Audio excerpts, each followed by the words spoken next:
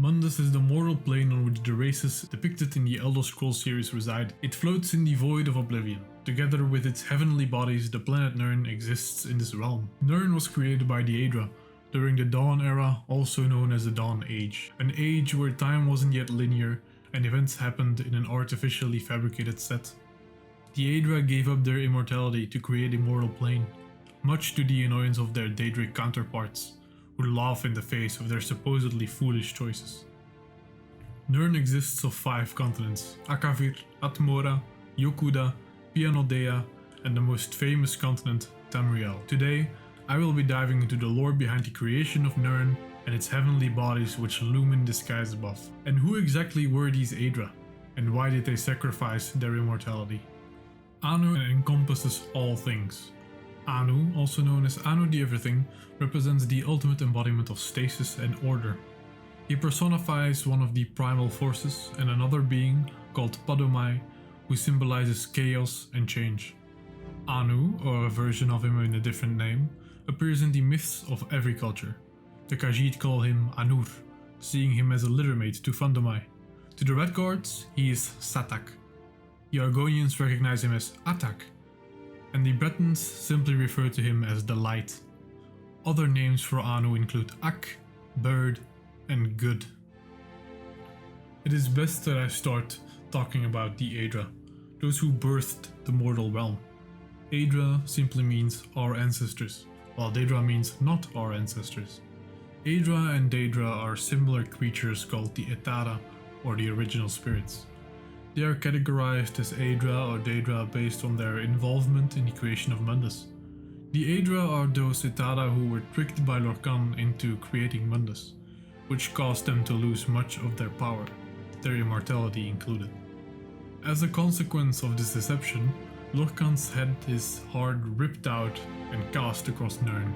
8 of the Aedra are referred to as the 8 Divines: Akatosh, Arkai, Daebella, Julianus, Generith, Mara, Stendar, and Zenithar. When Talos, the human god hero Tiber Septim, was added, they became known as the 9 Divines. However, there are other Aedric figures with smaller followings due to their lesser influence in the world compared to the 9 Divine. The tale begins with time itself. Sparked by the collision of the forces Anu and Pandomai, stasis met chaos in the void. This interaction birthed all of creation, starting with Nir. Anu is usually depicted as a male, while Nir is portrayed as a female, forming the first love story in existence. However, Pandomai, jealous over Nir's affection for Anu, turned this love story into the first tragedy, making sure that their love ended in blood. Wounded, Nir gave birth to 12 worlds of creation before dying. Pandomai, however, shattered these worlds, prompting Anu to fight him off and merge the remnant worlds into one, Nirn. When Pandomai tried to destroy creation once more, Anu pulled both of them out of time, thus ending the conflict's direct threat to creation. Despite this, creation remained filled with numerous Anuic or Padomaic spirits. Anu's blood, spilled during the battle, became the stars, and the mingled blood of the 2 brothers gave rise to the Aedra. A shrine to Anu can be found in the Altmeri side of Turinan, on the northern side of the island of Oridon. Here, holy water gets used to honor the shapes of the cosmos. This water is considered immensely sacred. Gods with Anuic foundations, those bound to Anu's light, include almost all Aedra or most deities linked with the creation of Mundus and Nirn. There are many interpretations of this myth. The Altmer believed that Andu had created a demigod of some sorts, wherethrough Anu projected his very soul. Anuiel he was called. According to the Altmer, it was Anuiel who went on to create Sithis, the Dread Father and the patron of the Dark Brotherhood. The Clockwork Apostles of Sotasil hold a similar belief that Anu is the primordial being of singularity. According to their doctrine, Anu fragmented himself in the pursuit of wisdom, striving to gain a deeper understanding of his own essence. They teach that all forces and all entities originate from Anu. embodying various aspects of his boundless nature. The Clockwork Apostles consider Pandomai and the Pandomaic forests, including the Daedra, to be a mere illusion. And in the same fashion, the Dunmer and their god Vivek believe their own stories, much like the Argonians and the Skal of Solstheim north of Skyrim. I, however, wish to dive deeper into the story of the Khajiit, who named the Anu by the name Anur and Pandomai as Fandomai. Anur and Fandomai, mates in the Khajiiti mythos, gave birth to the children of the Aedra and the Daedra. While Anur was satisfied with their offspring, Fandomai secretly tricked him into helping create one final child, which angered him greatly. In this story, the roles of creator and aggressor are reversed. Anur attacks Fandomai during the birth of Nirni and the moons. Nirni being the personification of Nirn in the Khajiiti mythos. After the attack, Fandomai escapes to the void and gives birth to their last child, Lorkai. Lorkai then creates Mundus and Nirni to inhabit and deceive the other gods, trapping them within. The reason I wanted to dive deeper into the Khajiiti mythos is that they hold much regard to the moons of Nirn. According to them, Nirn is orbited by not 2 moons but 3. Masser, also known as Jod, according to the Khajiit, is the greater of Nirn's 2 visible moons. It is orbited by a smaller moon called Secunda, also known as Yone. These 2 moons differ in both size and color. While Yode is red and big, Yone is pale and small. While both are considered moons, some say that because Secunda orbits Masser, Masser might be a planet on its own regard. The third celestial body is believed to be the Dark Moon, or the dead body of Lorkai, the youngest child of Anur and Fandomai. In Khajiiti culture, the first secret to be given to Azura by her mother Fandomai grants her dominion over the 3 moons, Yone, Yode and the Dark Moon. In early Khajiiti beliefs, Yode is known as the Ever-Mourned, one of Fandomai's stillborn twins.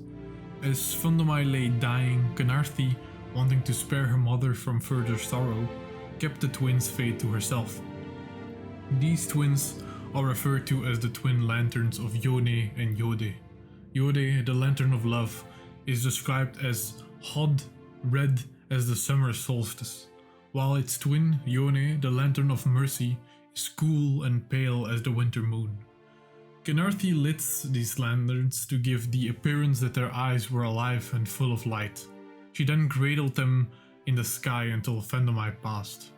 Azura now tends to these lanterns, ensuring their flame still stays lit, while Alkosh oversees their movement within the tapestry of time, preventing any undesirables from slipping through the lunar lattice. These twin lanterns express their love for the Khajiit through moonlight and moon sugar. After Lorkai had died and his body had been cleansed of Nymera's corruption, Azura held her brother until his death. Then she created a funeral pyre at the Verlion's gate, lighting it with the twin lanterns of Yone and Yode.